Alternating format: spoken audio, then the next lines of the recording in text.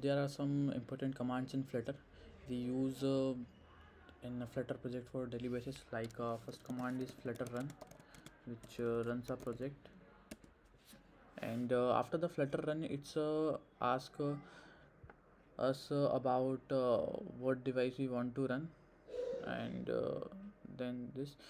And the second command is we have a flutter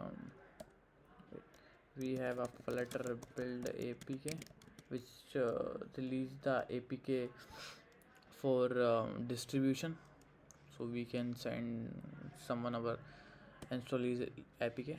And the third one is the command for make a abb release, which is a flutter build app bundle.